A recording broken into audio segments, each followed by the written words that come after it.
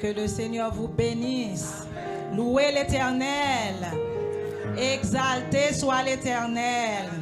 Est-ce que quelqu'un dans cette enceinte peut acclamer le Seigneur par ses applaudissements, s'il vous plaît? Il est digne, il en est digne, il est digne de notre adoration. La Bible déclare dans 1 Chronique, le chapitre 16, louez l'Éternel, invoquez son nom, faites connaître parmi les peuples ses hauts faits. Chantez, chantez en son honneur. Parlez de toutes ses merveilles. Est-ce que quelqu'un veut chanter les merveilles de notre Seigneur ce matin? Est-ce que quelqu'un veut l'adorer de tout son cœur ce matin? Est-ce que Dieu peut trouver un vrai adorateur dans cette salle ce matin? Amen. Je suis bien contente. Si c'est le cas pour vous, est-ce qu'on peut éclater en louange et en gratitude envers notre Seigneur ce matin? Amen. Que quelqu'un dise avec moi, reçois ma louange. Reçois ma louange.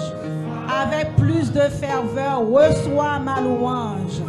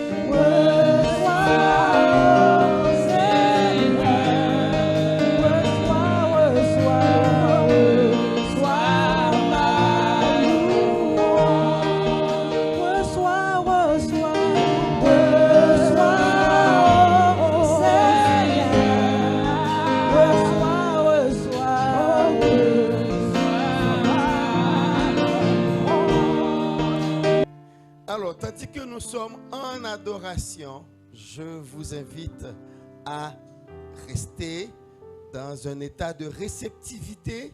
Et c'est le diacre Ruel ce matin qui a accepté que le Seigneur l'utilise pour nous bénir. C'est avec joie que nous lui cédons le micro, tandis qu'il gravit la chair pour nous livrer la parole que le Seigneur lui a confiée pour nous. Pasteur Isidore nous dit que dès son arrivée, il s'était connecté avec nous. Mais dès qu'on l'a vu pour la première fois, on sentait que c'était un ami, un frère. Donc nous sommes heureux d'être avec vous ce matin et j'espère que le Seigneur va nous bénir comme il a déjà commencé à le faire par vos chants, par vos prières. Et je dis merci de ma présence ici avec vous.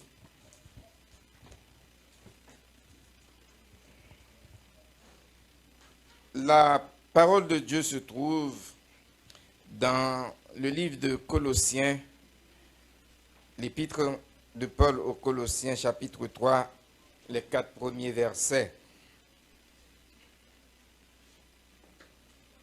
Si donc vous êtes ressuscités avec Christ, cherchez les choses d'en haut, où Christ est assis à la droite de Dieu.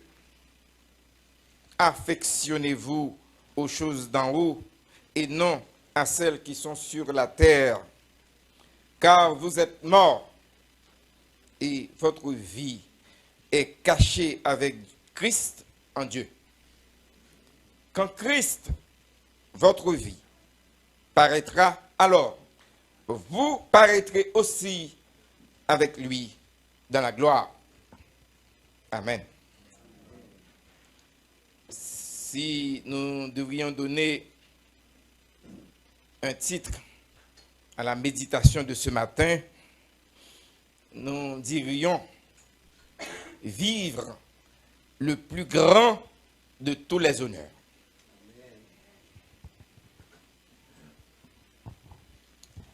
Emprisonné à Rome et dans son souci de savoir que l'Église de Jésus-Christ allait de progrès en progrès dans l'amour fraternel, l'apôtre Paul communique par écrit aux chrétiens de Colosse, non seulement pour les liens fraternels qu'ils entretiennent entre eux, mais aussi pour les encourager à s'attacher aux choses d'en haut, c'est-à-dire aux choses célestes, et non aux choses terrestres. Il en profite pour leur révéler également des mystères concernant leur propre vie, car au verset 3 du chapitre 3 de Colossiens, il leur dit, car vous êtes morts et votre vie est cachée avec Christ en Dieu. Avant de leur expliquer au verset 4 ce qui va leur arriver lors de la seconde venue de Christ sur la terre. Selon Colossiens 3, verset 4, que nous avons déjà lu, quand Christ, votre vie, paraîtra, alors vous paraîtrez aussi avec lui dans la gloire. Considérons ce que Paul voulait dire par cette expression. Quand Christ, votre vie, paraîtra dans la gloire, alors vous aussi, vous paraîtrez. Pour comprendre cela, voyons l'expérience de 3 des anciens serviteurs de Dieu. Lisons dans Genèse 3, dans Genèse 28, versets 10 à 19. Qu'est-ce que nous lisons? Jacob partit de Beersheba et s'en alla à Charan. Il arriva dans un lieu où il passa la nuit, car le soleil était couché, et il y prit une pierre dont il fit son chevet, et il se coucha dans ce lieu-là. Il eut un songe, et voici une échelle était appuyée sur la terre, et son sommet touchait au ciel. Et voici les anges de Dieu montaient et descendaient par cette échelle. Et voici l'Éternel se tenait au-dessus d'elle et dit, je suis l'Éternel, le Dieu d'Abraham, ton père, le Dieu d'Isaac. La terre sur laquelle tu es couché, je la donnerai à toi et à ta postérité. Ta postérité sera comme la poussière de la terre. Tu t'étendras de l'Occident à l'Orient, au septentrion et au midi. Et toutes les familles de la terre seront bénies en toi et en ta postérité. Voici, je suis avec toi. Je te garderai partout où tu iras et je te ramènerai dans ce pays, car je ne t'abandonnerai point que je n'ai exécuté ce que je te dis. Jacob s'éveilla de son sommeil et il dit, certainement, l'Éternel est en ce lieu, et moi, je ne le savais pas. Il eut peur et dit, que ce lieu est redoutable. C'est ici la maison de Dieu, c'est ici la porte des cieux. Et Jacob se leva de bon matin, et il prit la pierre dont il avait fait son chevet, il dressa pour monument, et il la dressa pour monument, et il versa de l'huile sur son sommet. Il donna à ce lieu le nom de Bethel, mais la ville s'appelait auparavant Luz. C'est une expérience que Jacob a vécue quand il fuyait la colère de son frère Ésaü. Et en cours de route, il a fait cette vision. Et dans cette vision, Dieu l'a rassuré. Mais à son réveil, il était comme perplexe. Il était comme effrayé. Il a eu peur parce qu'il était dans la présence de Dieu dans son sommeil. Il a réalisé que là où il se tenait, où il était couché, c'était la maison de Dieu. Qu'il a vu Dieu et que ses heures étaient comptées. Mais il a fait une chose. Il a pris la pierre qui lui servait d'oreiller. Il a fait une libation dessus en versant de l'huile. Et il a fait en sorte que Dieu ait pitié de lui. Il eut peur. C'est l'expérience qu'a vécue Jacob.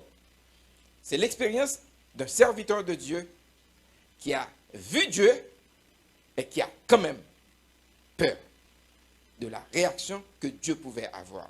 Voyons une deuxième expérience quand nous lisons dans Exode 3, les versets 1 à 6, l'expérience de Moïse. Moïse faisant paître le troupeau de Jéthro, son beau-père, sacrificateur de Madian, et il mena le troupeau derrière le désert et vint à la montagne de Dieu à Horeb. L'ange de l'Éternel lui apparut dans une flamme de feu au milieu d'un buisson. Moïse regarda et voici le buisson était en feu et le buisson ne se consumait point. Moïse dit, je veux me détourner pour voir quelle est cette grande vision et pourquoi le buisson ne se consume point.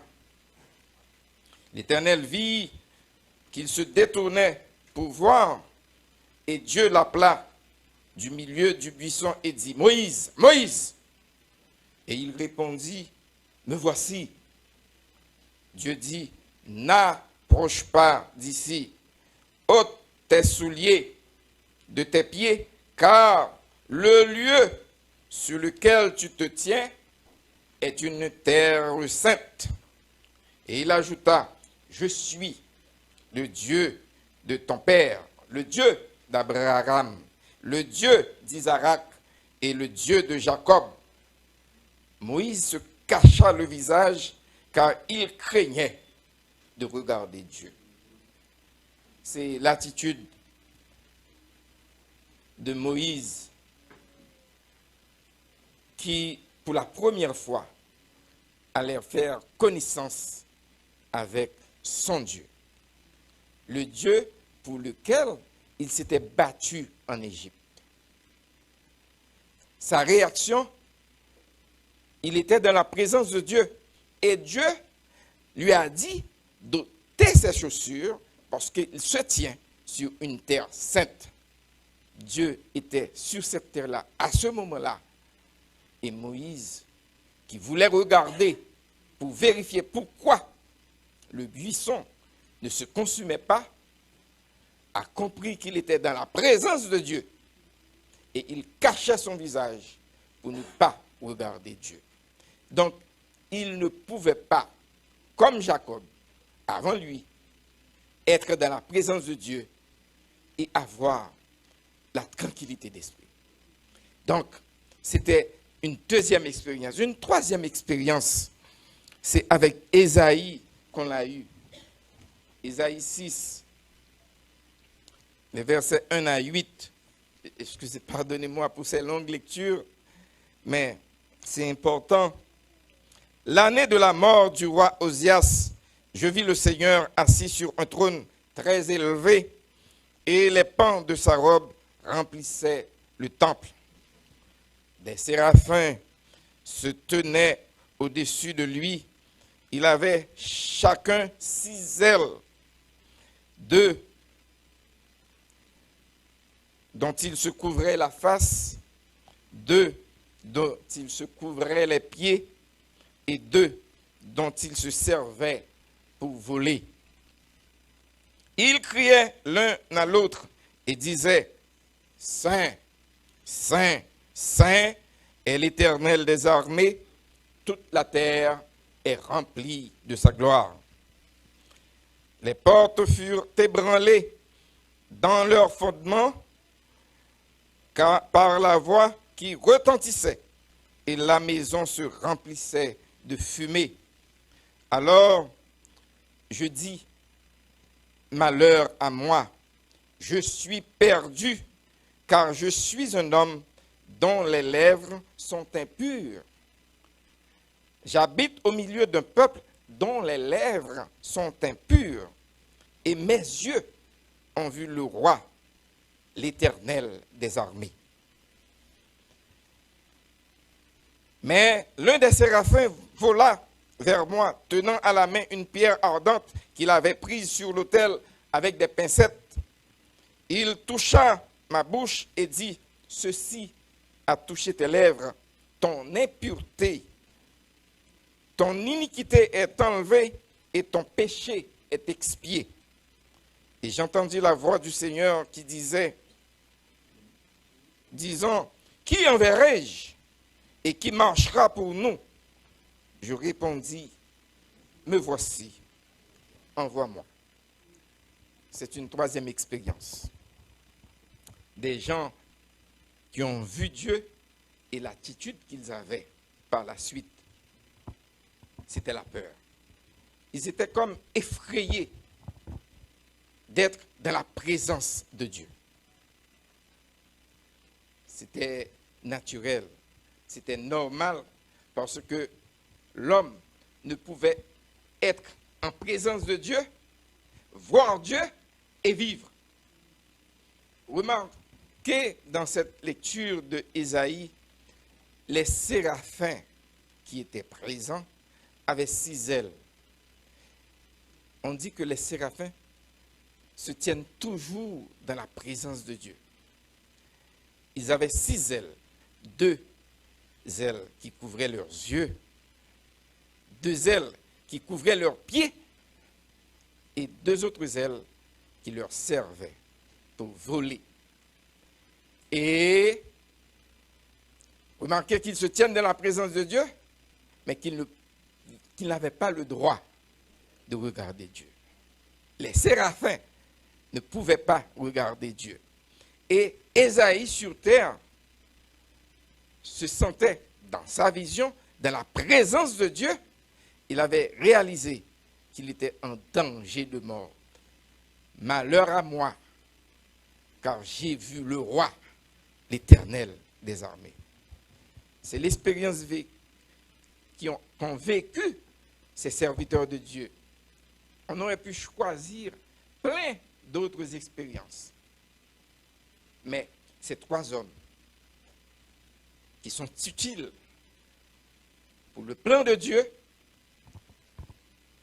nous ont montré que être dans la présence de Dieu, ce n'est pas une chose simple à vivre. c'est une chose qui fait peur.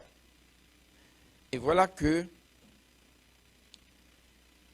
l'apôtre Paul nous invite à nous attacher aux choses d'en haut.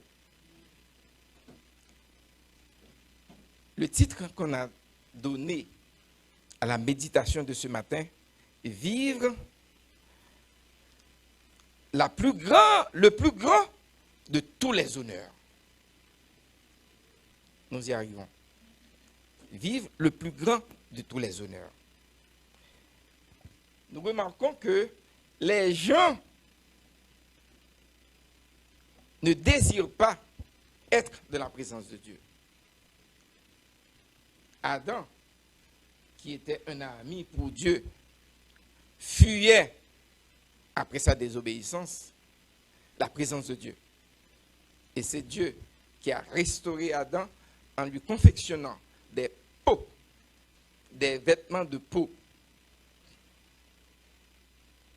Moïse a voulu faire une autre expérience avec Dieu. Quand nous lisons dans Exode 33, les versets 18 à 23, que voyons-nous? Vous le connaissez déjà, je sais, mais on va le lire pareil.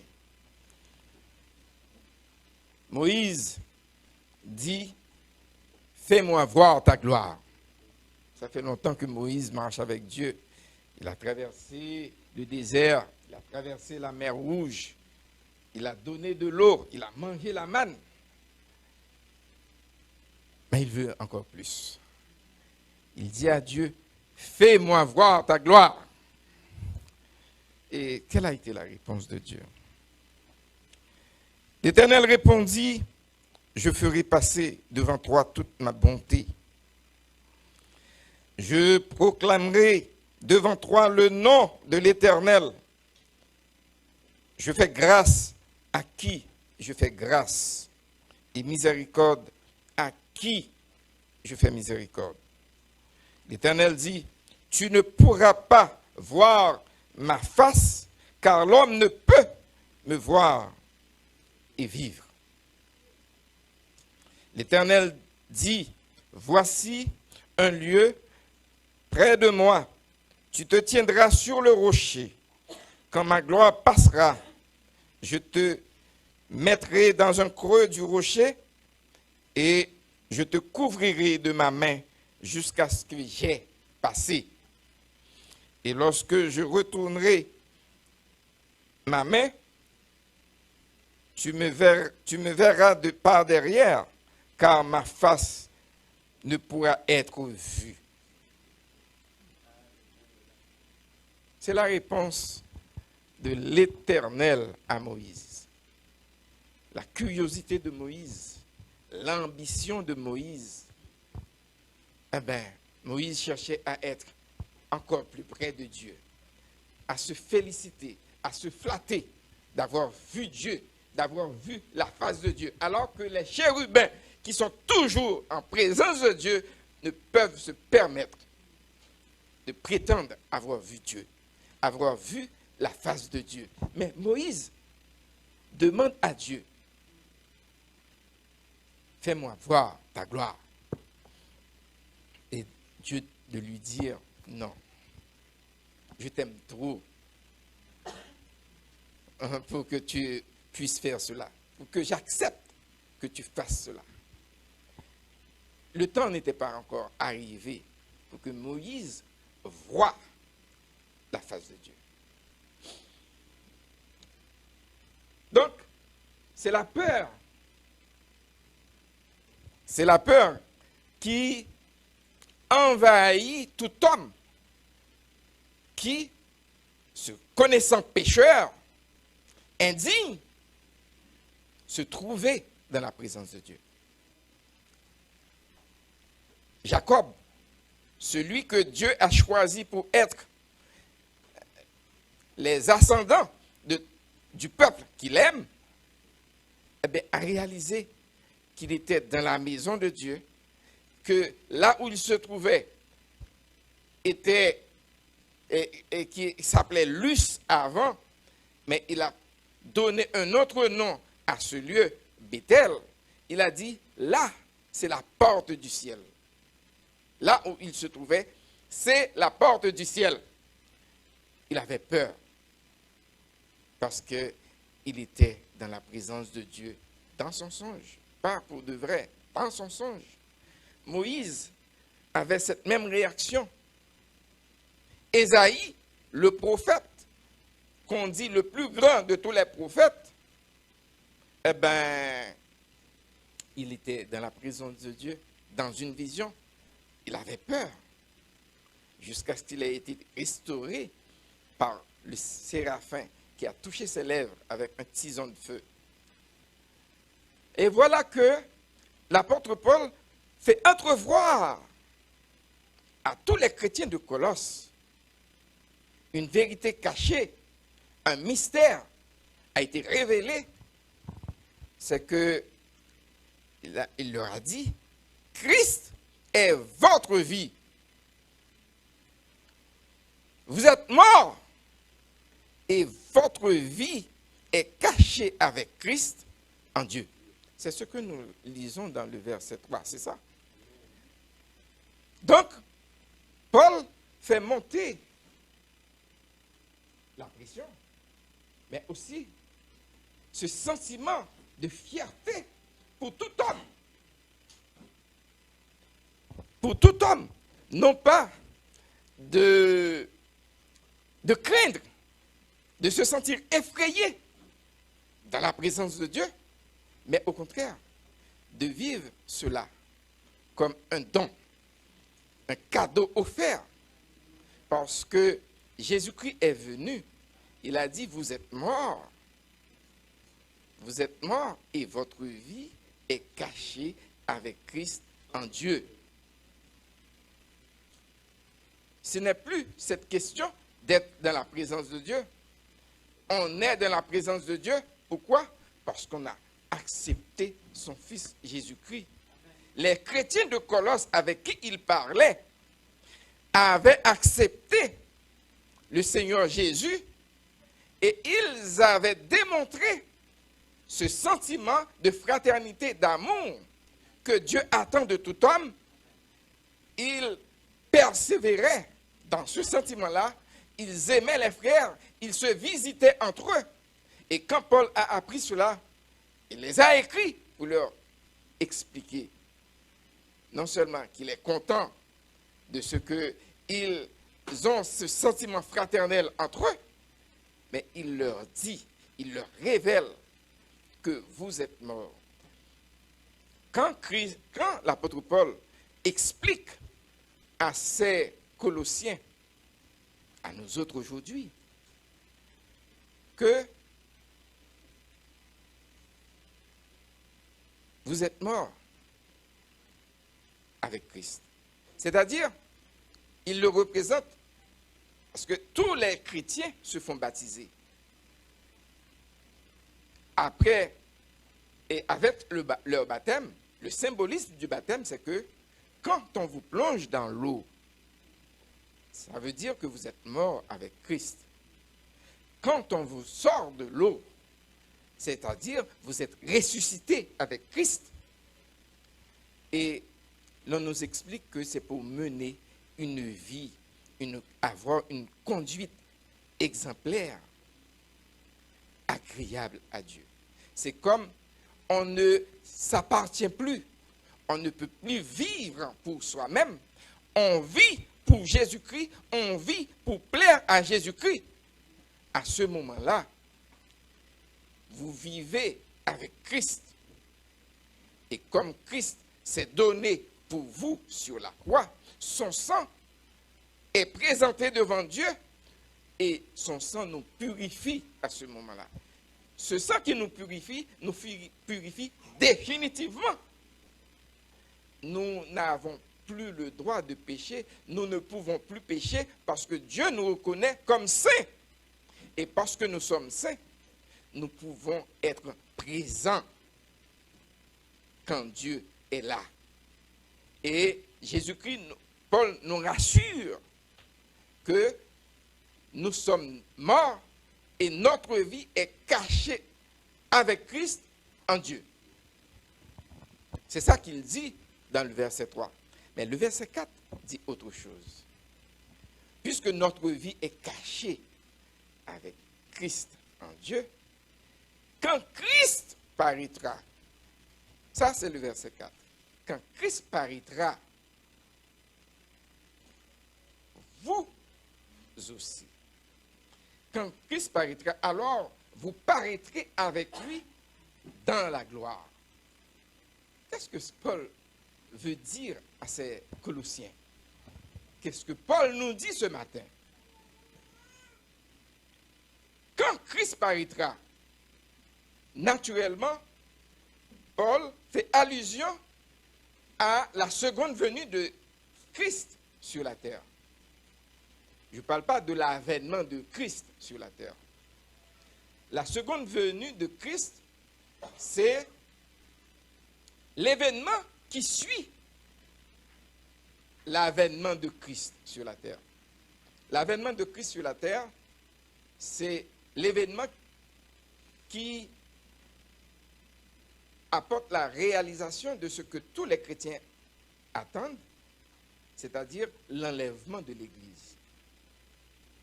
L'avènement de Christ, c'est l'enlèvement de l'Église.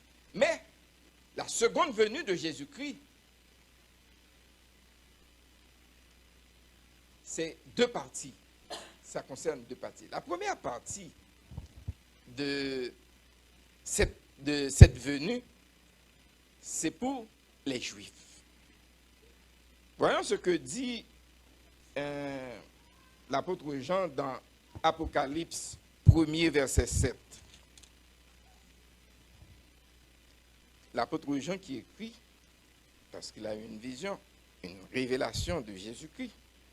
Voici, il vient avec les nuées, et tout œil le verra, même ceux qui l'ont percé. Et toutes les tribus de la terre se lamenteront à cause de lui. Oui. Amen. L'apôtre Jean finit d'écrire, il dit oui. Amen. C'est-à-dire, c'est la vérité. C'est la toute vérité. C'est la pure vérité. Quand Christ paraîtra, c'est-à-dire, tout œil le verra. Ça, c'est la seconde venue. C'est ça que Paul dit. Cette seconde venue, ce sera pour la première fois que les Juifs vont l'acclamer. Pour les Juifs, c'est la première fois qu'ils vont faire connaissance avec leur roi, leur vrai roi. Celui qu'ils attendent. Aujourd'hui, quand vous consultez et quand vous allez sur Internet, sur YouTube, eh bien, vous cherchez les rabbins, eh bien, vous allez voir qu'ils parlent tous de la venue du Mashiach, de la venue du Christ, de la venue du Messie. C'est leur Messie. C'est leur Messie. C'est pour la première fois qu'ils vont l'acclamer. Mais ils vont avoir une surprise, parce qu'ils vont voir que c'est celui qu'ils avaient fait crucifier dans le temps. Ça fait presque 2000 ans. Ils l'ont fait crucifier. Mais ils vont l'acclamer cette fois-ci. Et ils vont réaliser que c'était lui. Donc, ils vont être acclamés. Quand Christ va apparaître, c'est pour ce peuple qu'il va apparaître. Mais il va apparaître pour devenir le roi de toute la terre. Comme Nebuchadnezzar a été le roi de toute la terre. Comme les Mèdes et les Perses ont été les rois de toute la terre.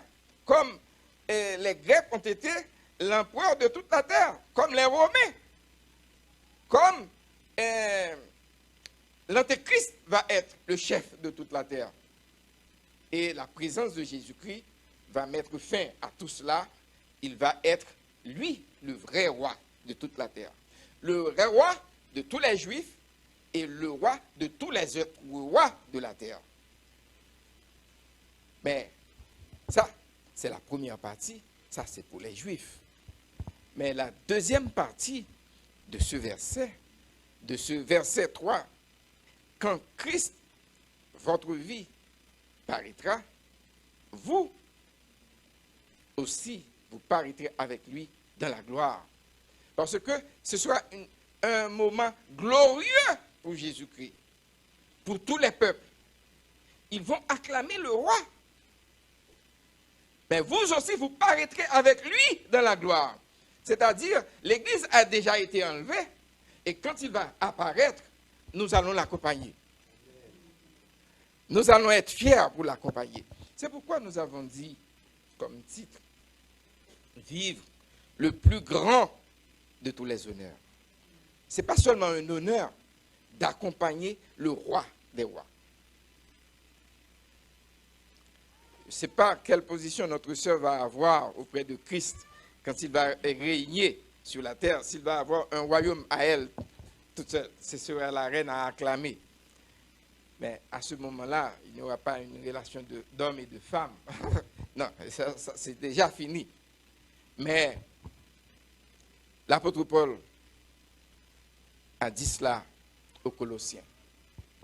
Aujourd'hui, nous héritons de ce que l'apôtre Paul avait légué aux Colossiens.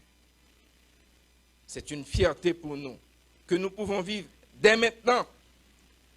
Nous allons accompagner Christ dans sa gloire.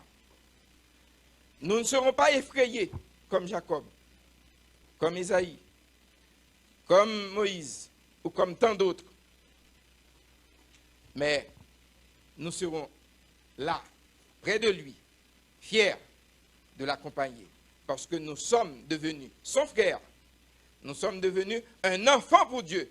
Pourquoi? Parce que Dieu, à l'origine, nous a fait à son image et à sa ressemblance.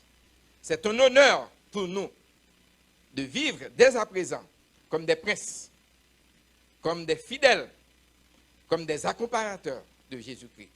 Que Dieu vous garde.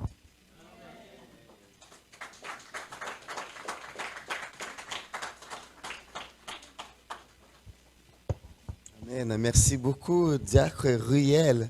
Merci, Ruel François. C'est un grand plaisir que ce matin, il est venu nous partager la parole de Dieu et nous montrer, nous parler du plus grand des honneurs. J'aime toujours parcourir la Bible et voir ce que Dieu fait de l'homme.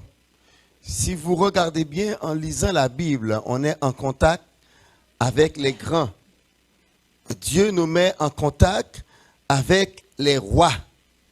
Dieu nous met en contact avec les sacrificateurs.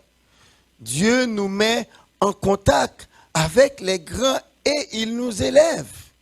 C'est vraiment quand nous sommes en Christ, nous reconnaissons qui nous sommes, la dignité que Dieu nous donne, le respect qu'il nous donne. Et là, le diacre Ruel vient de nous montrer le plus grand des honneurs, c'est être avec Christ. Le plus grand des honneurs, c'est être avec Christ. Notre vie est cachée en Christ. Et quand Christ paraîtra, eh bien nous aussi nous paraîtrons avec lui. Et Jean va dire, ce que nous sommes n'est pas encore manifesté. Et j'aime bien cela. C'est que on nous voit, on ne nous connaît pas. Et les gens nous voient, mais les gens, on ne nous connaît pas. Mais un jour viendra où les gens diront, ah, ils avaient raison. Mais attention, il y en a parmi nous qui recevront des reproches. Et je ne voudrais pas que vous receviez ces genres de reproches. Assurément, vous avez des amis, quand vous leur parlez de Christ, ils sont fâchés contre vous. Et parce qu'ils sont fâchés contre vous, vous avez tendance à ne plus leur témoigner de Christ. Eh bien, ce jour-là, ces amis vous diront, vous auriez dû insister. Mais j'aimerais pas que vous receviez ce reproche. Qu'on vous dise, vous auriez dû insister. Mais c'est dès maintenant qu'il faut insister. Et un jour, ils vous diront, vous aviez raison. Au cas où ils n'auraient pas accepté Christ. Ou bien ils vous diront, merci d'avoir insisté. Mais il ne faut pas vous placer dans une posture de recevoir des reproches quand votre vie paraîtra. On vous dira, vous auriez dû insister. Mais non. Le plus grand des honneurs. Merci. Merci beaucoup, serviteur. Alors, frère Gino, qu'est-ce que tu veux partager avec nous? Bonjour tout le monde. Premièrement, je voudrais juste rendre grâce au Seigneur parce que le Seigneur il a fait une belle chose la semaine passée. Vous vous souvenez, quand je suis venu il y a une couple de semaines, ma femme n'était pas là. J'avais demandé des prières pour elle parce que ça n'allait pas bien dans sa santé. Ça allait pas bien avec un de ses poumons, il allait pas bien. Fait qu'on a prié, tout le monde a prié. Puis cette semaine, elle est allée à l'hôpital, passer un examen, passer la caméra, rentrer dans ses poumons pour aller nettoyer ses poumons parce qu'il y avait tout ça ramassé dans ses poumons. Puis le Seigneur a dit de croire qu'il va agir. Le Seigneur a dit d'avoir la foi. Puis c'est ce que j'ai fait, c'est ce que chacun de vous a fait, a prié. Puis on a eu un miracle quand ma femme est allée. Ils ont passé la caméra, le docteur il a dit, mais c'est parce qu'il n'y a rien. Il n'y avait plus rien dans ses poumons. Tout était nettoyé. C'est un encouragement, c'est important. On demande des prières, mais quand on peut avoir le résultat après, c'est toujours plaisant. Okay? Mais aujourd'hui, je viens devant vous pour vous demander de prier encore pour notre frère Jean-Roch. Vous savez, le 29 juin, on en a parlé, on va avoir notre soirée des gosses de Saint-Paul qui vont venir. Mais j'ai parlé avec Jean-Roch hier, puis je l'ai encouragé hier. Parce qu'encore, ce que je viens de dire là, c'est le Seigneur, ce qu'il nous demande, premièrement, c'est de croire. C'est juste ça, on n'a rien à faire. Ce qu'il nous demande, c'est de plier nos genoux, puis croire que lui peut faire quelque chose. Fait que j'ai encouragé Jean-Roch hier, de dire, Jean-Roch, la seule chose que tu peux faire, parce qu'il est fatigué, il y a eu beaucoup de traitements, son corps est épuisé. Mais j'ai dit, moi, le Seigneur m'a demandé de te partager. Je l'ai appelé hier matin parce que j'avais vraiment ça dans mon cœur, de dire que le Seigneur, la seule chose qu'il te demande, Jean-Roch, c'est juste de croire que le 29, tu vas être ici en avant puis tu vas chanter. Il n'est pas capable présentement, mais le Seigneur, il nous demande ça. Fait que je pleurais, je partageais des choses puis je pleurais moi-même parce que j'étais touché. Mais je sais que si on prie le Seigneur, ben le 29, il va être ici en avant, puis c'est lui qui va faire les louanges. Parce que j'ai été voir pour trouver quelqu'un d'autre, mais le Seigneur, il ne m'en a pas donné d'autre. Fait que moi, je crois, j'ai la foi. Fait que je sais que tout ensemble, on croit aussi. Fait qu'on est une maison de prière ici, c'est pour ça que je viens ici, c'est chez nous ici. Je pars de loin pour venir vous voir régulièrement. Fait que moi, je me sens à la maison. Fait que je vais laisser l'honneur à mon frère. Bien, on va se mettre debout et on va prier maintenant pour Roch.